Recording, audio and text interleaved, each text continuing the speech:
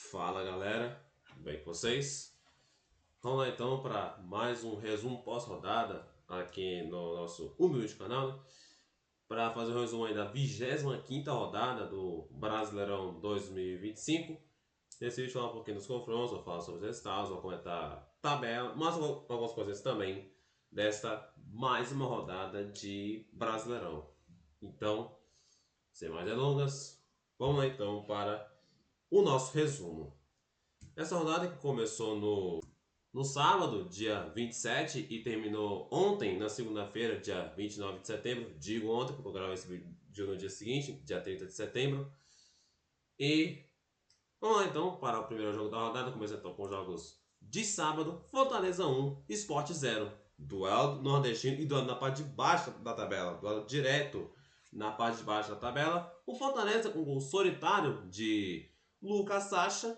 O Fortaleza com esse resultado a segunda vitória seguida jogando em casa e volta a vencer depois de ter sido derrotado na rodada passada no campeonato e segue ali, cara, buscando reação para escapar do rebaixamento. O Sport, por sua vez, volta a ser derrotado depois de vencer o Corinthians, parabéns envolvidos, na rodada passada e segue naquela, mano, segue na lanterna, segurando a lanterna da competição e tentando tirar força, sabe, sei lá de onde, pra de repente buscar uma reação e segue naquela, mano. O Sport segue naquela e vai ser bem difícil, cara. Vai ser bem difícil o Sport escapar, mas o futebol tem dessas, né? Nunca se sabe o que pode acontecer. Vamos lá então para o próximo confronto. Vasco 2, Cruzeiro 0. Mais um grande resultado pro Vasco, hein? Caraca. O Vasco com gols de Ryan e IPH, o lateral direito.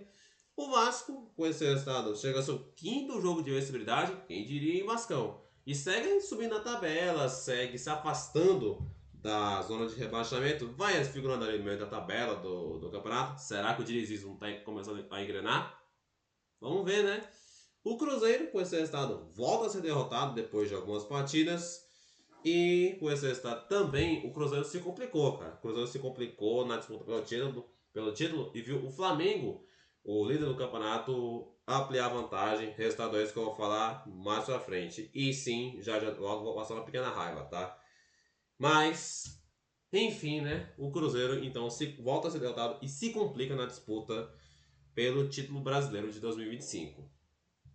Vamos lá então para o próximo confronto. Juventude 1, Internacional 1. Duelo dos gaúchos nessa rodada. Esse jogo marcou a estreia de Ramon Dias no comando técnico do Internacional. Sim, ele mesmo, esse técnico que estava no Corinthians até alguns meses atrás, foi parar no Internacional, depois de estar no Olímpia do Paraguai. O Internacional abriu o placar com gol do Alan Patrick, mas aí na segunda etapa o Enio empatou para o Juventude. E com esse resultado, então, o Juventude eita, nós! Chega. Ambos os times, né, cara? Tanto o Juventude quanto o Internacional chega ao seu terceiro jogo sem vencer no campeonato. Eu até me embolei aqui, né, cara? Desnecessário, né, cara? Desnecessário. O Juventude, com esse resultado, segue na zona de rebaixamento. O Internacional, com esse resultado, segue caindo na tabela de classificação e segue se aproximando. Segue se aproximando, segue figurando na parte de baixo da tabela. Realmente o Ramon Dias tem a missão de tirar o Internacional aí da parte de baixo e estabilizar o clube, né, cara? Estabilizar o clube ali na tabela do campeonato. Quem sabe arrumar alguma coisa. Vamos lá então para o próximo confronto, o último do dia de sábado, dia 27 de setembro. Atlético Mineiro 1, Mirassol 0. Pois é, né? O Galo, com o gol solitário do Vitor Hugo, aquele zagueiro que passou pelo Palmeiras, passou pelo Bahia e que hoje está no Atlético. O Atlético ainda teve um jogador a menos. O Júnior Alonso foi expulso ali no decorrer no primeiro tempo, pra falar a verdade. O Atlético, tipo, com esse resultado, volta a vencer pelo Brasileirão depois de 6 rodadas. Já tinha um tempo já que o Atlético não vencia, volta a vencer. E consegue 3 pontos que podem ser fundamentais ali no campeonato, onde o Atlético nesse momento figura a parte de baixo da tabela. O Mirassol, grande sensação no campeonato, volta a ser derrotado depois de 6 rodadas, mas mesmo com esse resultado, o Mirassol segue no G4, segue na parte de cima da tabela do campeonato. Até quando? Não sabemos, mas até aqui realmente, apesar desse resultado, ainda assim o campeonato do Mirassol é brilhante. É brilhante o campeonato do Mirassol. Aqui eu fecho então os jogos no dia de sábado. Vamos então para os jogos de domingo, dia 28 de setembro. Começando então com o Grêmio 3, Vitória 1. Duelo dos desesperados, afinal de contas, o Grêmio, até esse confronto, ainda figurava baixo da tabela. Com esse resultado, o Grêmio só um pouco mais na tabela. O Grêmio, que abriu o placar com o gol do André Henrique. Na segunda etapa, o Vitória empatou Canta da Piedra. Belo nome, hein? Canta da Piedra. Mas acabou que o Grêmio fez o segundo gol com a Muzu para de novo desempatar e fechou a conta no finalzinho do jogo com o gol do Aravena. Com esse resultado, então, o Grêmio chega ao seu terceiro jogo sem perder no campeonato e segue mais afastado da zona de rebaixamento. Começa a sonhar um pouquinho mais alto, me arrisco a dizer. O Vitória, por sua vez, chega à sua terceira derrota seguida e segue então na zona de rebaixamento para a segunda divisão. Vamos lá então para o próximo confronto da rodada. Bahia 1, Palmeiras 0. Duelo direto da parte de cima da tabela. O Bahia para buscar a vaga na Libertadores. O Palmeiras pelo título brasileiro. O Bahia com o gol solitário do Ademir. Um belo lançamento, diga-se de passagem, do Ronaldo. Tão criticado o goleiro Ronaldo. Acertou um belo lançamento para o Ademir, que fez um golaço, diga-se de passagem. O Bahia, com esse resultado, volta a triunfar no campeonato depois de 4 rodadas e segue no G6 do campeonato. O Palmeiras, com esse resultado, pelo Brasileirão, volta a perder depois de 3 meses. Pois é, né? Lá se foram mais de 10 rodadas sem perder, 3 meses. A última derrota tinha sido pro Cruzeiro, antes da parada do Mundial, lá no dia 12 de junho, se eu não me engano. De lá pra cá, o Palmeiras passasse 10 ou 11 jogos aí mais ou menos sem o Palmeiras perder, até chegar o jogo do Bahia e o Palmeiras perdeu. O Palmeiras perdeu depois de 3 meses pelo Brasileirão e com esse resultado, assim como o Cruzeiro, o Palmeiras também se complica na disputa pelo título brasileiro. Vamos lá então para o próximo confronto então da rodada. Fluminense 2, Botafogo 0. Clássico carioca, né? Clássico vovô, como é dito, né? Esse jogo marcou a estreia de Luiz Ubeldia, ex-técnico do São Paulo, no comando do Fluminense. Ele que estava especulado no Internacional, se não me engano, no Fortaleza também, alguma coisa assim. Foi parar no Fluminense. O Fluminense abriu o placar com o gol do Germancano. O Fluminense, no finalzinho do jogo, selou a vitória com o gol do Lima. No finalzinho, inclusive, a reação do Zubeldia diz... Mano, Zubeldia é uma figura, cara. É uma figura, tá, do Zubeldia. E esse resultado também marca uma quebra de tabu. Pois é, né? Fim de tabu de 3 anos sem que o Fluminense vencer, sem o Fluminense vencer o Botafogo. O Botafogo vem de uma sequência de jogos aí, sequência de vitórias, para falar a verdade, para cima do Fluminense, até que 3 anos depois o Fluminense volta a vencer o time do Botafogo. Com esse resultado, então, o Fluminense só uma segunda vitória seguida no campeonato, a primeira com o Zubeldia. O Botafogo chega ao seu segundo jogo sem vencer e segue no momento instável, segue no momento de instabilidade na temporada 2025. E realmente uma temporada decepcionante. Decepcionante a temporada do Botafogo de 2025. Vamos lá então para o próximo confronto. Bragantino 2, Santos 2. Um jogaço, hein? O Bragantino abriu o placar com o gol do Lucas Barbosa. O Santos conseguiu a virada no segundo tempo com Lautaro Dias e Barreal. Até que quase no final do jogo o Bragantino empatou com o gol do Pedro Henrique, aquele ex-Corinthians. E assim ficou, né, cara? 2-2 então para Bragantino e Santos. O Bragantino, com esse resultado, chega ao seu quarto jogo sem vencer e segue naquela queda livre do campeonato. O Santos, que está invicto sob o comando do Vojvoda, chega ao seu quarto jogo sem perder nesse campeonato. Se eu não me engano, o terceiro sob o comando do Vojvoda. E é isso, né, cara? O time do Santos, do Vojvoda, buscando, dando sinais de melhora, dando sinais de evolução. E vamos ver o que acontece, né? Vamos ver o que acontece não com esse Santos de Juan Pablo Vojvoda. Vamos lá então para o próximo confronto da rodada. Chegamos lá, né? Corinthians 1, Flamengo 2. Fiz para o jogo desse confronto, se você não viu, passar depois. Mas só para dar uma breve resumida. O Corinthians, no primeiro tempo, teve várias chances de abrir um 2-0, 3-0 ali mais ou menos. Até que, logo no comecinho do jogo, o senhor Yuri Alberto simplesmente me faz isso aqui, né, cara?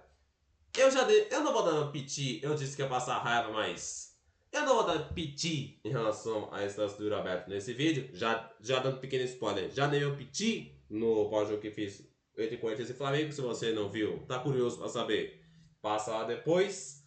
E inclusive vou deixar no card desse vídeo. E enfim, né, cara? O piti já foi dado no pós-jogo, passar depois, não vou dar piti outra vez. Mas enfim, fica a ressalva, né? Fica a citação dessa pérola protagonizada pelo nosso queridíssimo, glorioso Yuri Alberto. Mas enfim, veio o segundo tempo, o Corinthians abre o placar com 2 minutos. No segundo tempo, com o gol do Yuri Alberto. Seria hat-trick do Yuri Alberto, né, se não fosse pênalti, além de outras jogadas que ele viria a errar. Mas aí no decorrer do segundo tempo, o Flamengo empatou com o gol do Arrascaeta. E no finalzinho do jogo, acontece um lance polêmico, cara, que foi o gol da virada do Flamengo, o gol do Luiz Araújo. Por que eu digo um lance polêmico? Porque na origem da jogada desse segundo gol, supostamente, aliás, primeiramente falando, qual a formação do árbitro? O árbitro, o senhor Wilton Pereira Sampaio, a lenda Wilton Pereira Sampaio, deu lateral para o Flamengo. Nesse lateral para o Flamengo sai usa a plata como lateral rápido. Nesse lateral rápido sai o contra-ataque do Flamengo. Nesse contra-ataque acontece o gol da virada do time rubro-negro, né? E cara, agora minha visão agora, né? Em relação a esse lance, eu acho que foi um lance passivo de erro, cara. É um lance assim meio divide opiniões, sabe? Tem gente que fala que o gol deveria ter sido anulado, tem gente que fala que o gol foi normal. Cara, eu honestamente eu acho plausível a reclamação, cara. Ah, você está sendo clubista. Cara, eu já fiz análise de lances a favor do Corinthians que eu fui contrário à marcação e tal. Eu já cheguei a falar lances a favor do Corinthians e que eu discordei.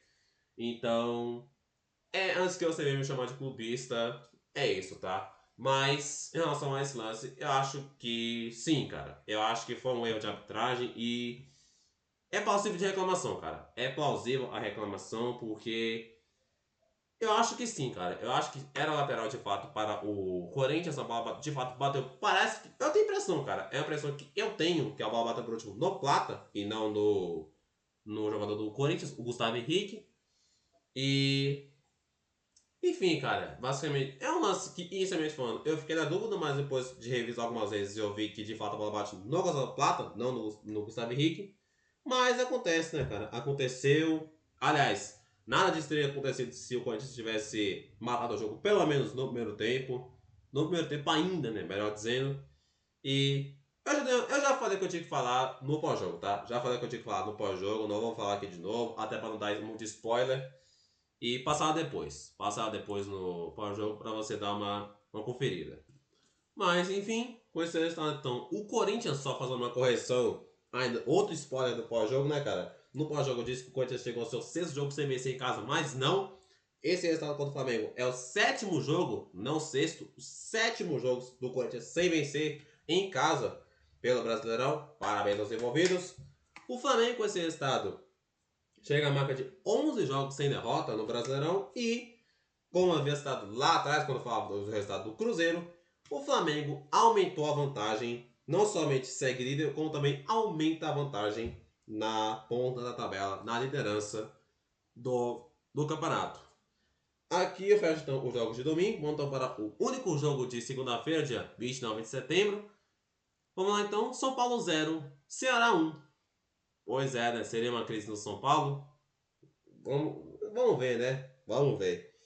O São Paulo que vem de eliminação na Libertadores no meio de semana para LDU, inclusive, eu infelizmente, quem me segue lá no Instagram tá ligado que eu não pude fazer esse resumo da Libertadores por conta de alguns contratempos, mas enfim, o São Paulo volta às suas opções aí para o Brasileirão e competição essa que é a única que o São Paulo vai disputar daqui para frente.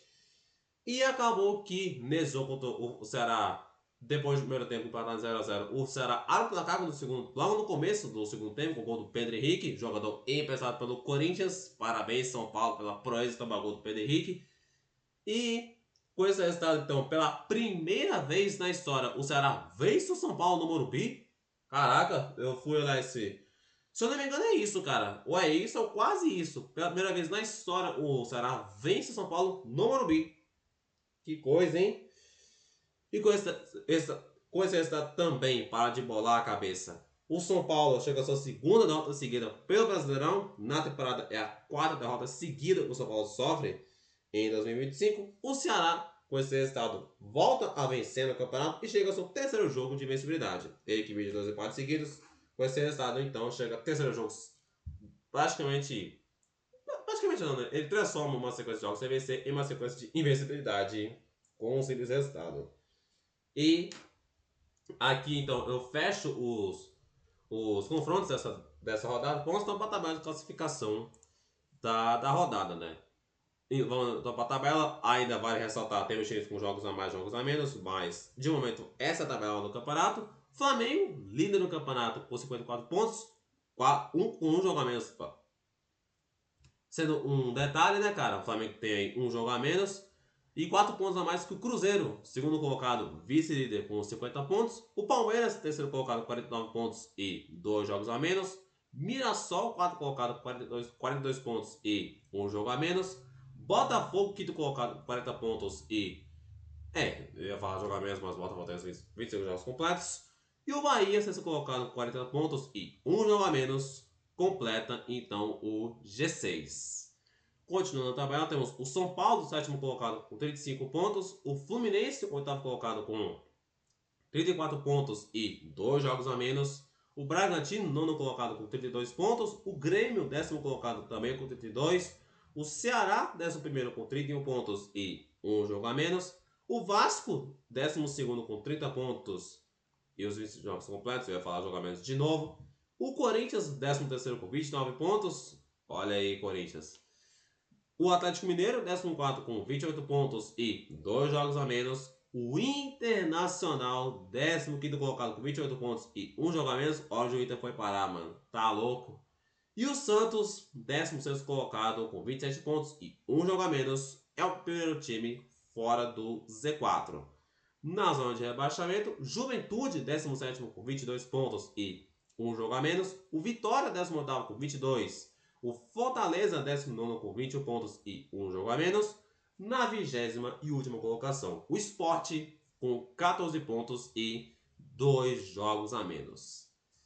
Então é isso aí. Esse foi então o resumo da rodada. Espero que vocês tenham gostado. Se gostou, deixe seu like, se inscreva no canal, ative o sininho de notificação para não perder nenhum vídeo. Compartilhe pra galera que eu sei o meu conteúdo pra conhecer meu conteúdo, né, cara? Um forte abraço, Deus abençoe a todos vocês. Tamo junto e é nóis.